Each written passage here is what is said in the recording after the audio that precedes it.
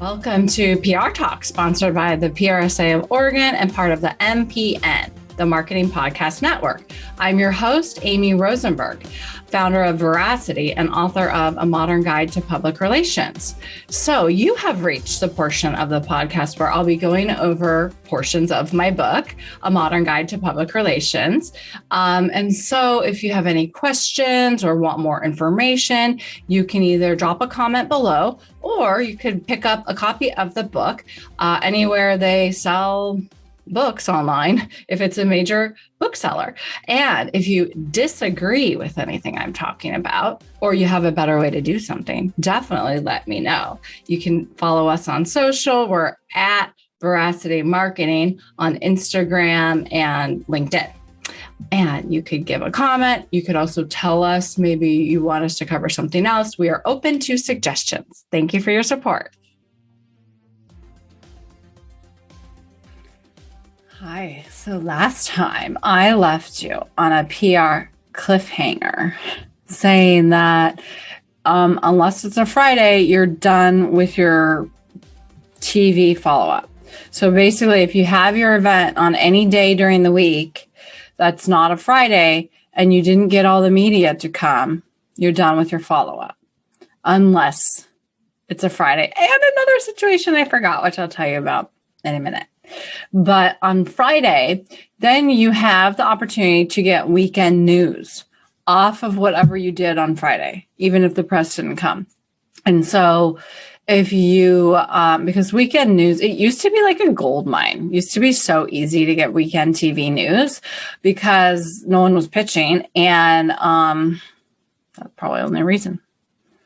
But now it's a little harder because there's not as many people working in the news station because there's like shrinking news staff. So now you don't get to get that. But if it's on a Friday they're looking for stories on the weekend, which they are, then you can follow back up on a Saturday morning and see if they will run the footage that you sent.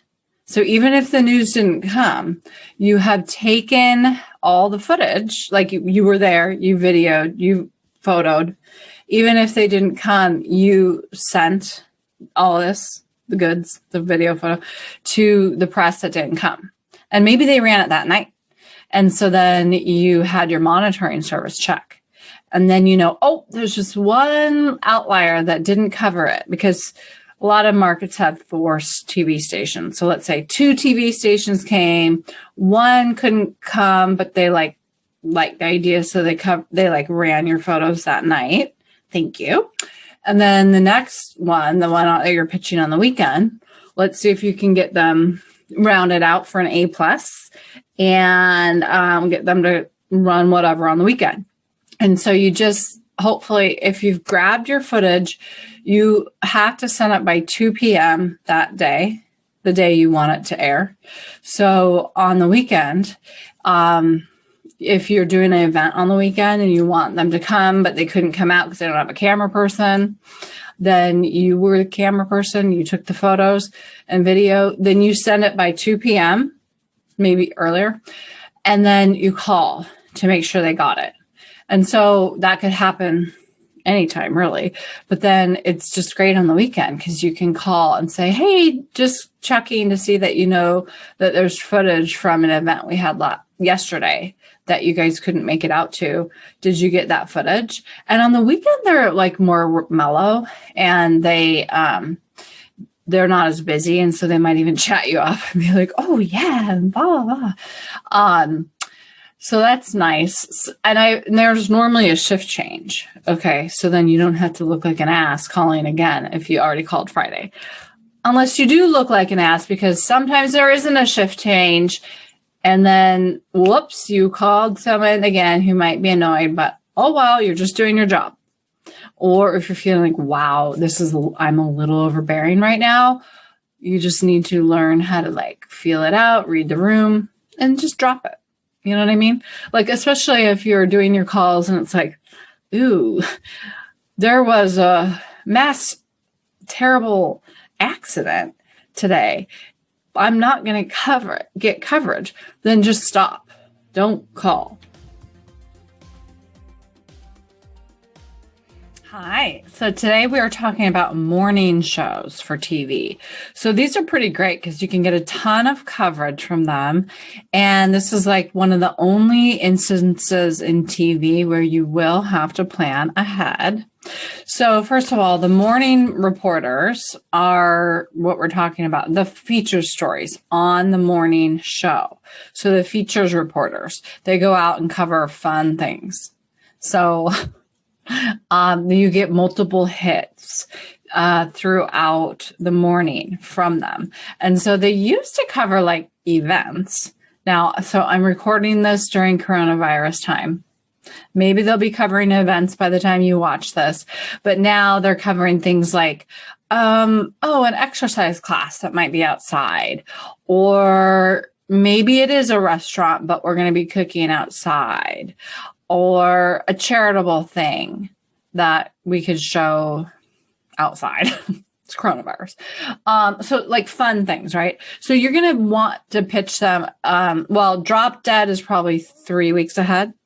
So you're going to want to start thinking about pitching them around 6 weeks ahead, at least in my market. So they do. So the features show reporters, the features reporters plan their coverage themselves, typically, unless you're in a really big market, maybe a producer would plan it for them, but find out who that producer is and pitch it. Or pitch the features reporter directly. And they plan ahead because they have to go out live and cover things every morning. So a lot of the good ones are like booked for weeks ahead. So you want to get on their radar about 6 weeks ahead to be safe. And then you're just sneaking in at 3 weeks, basically. You're getting lucky around 3 weeks.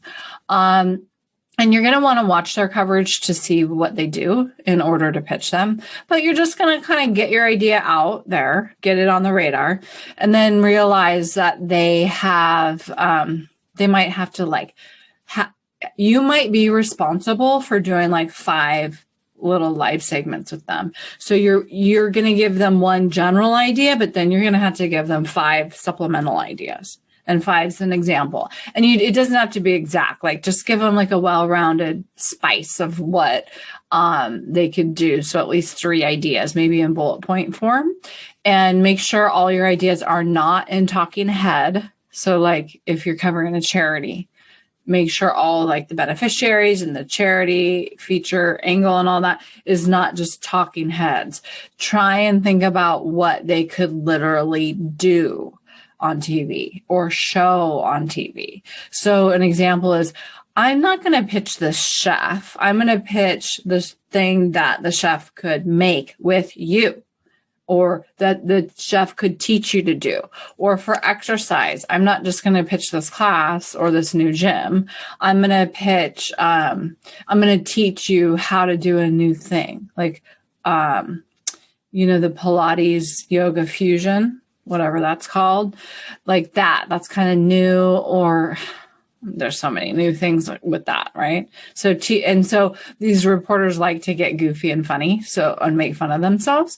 So, so-and-so learns how to do yoga, and like he's like this really overweight guy and stuff. It's like hilarious. Not that we want to laugh at him.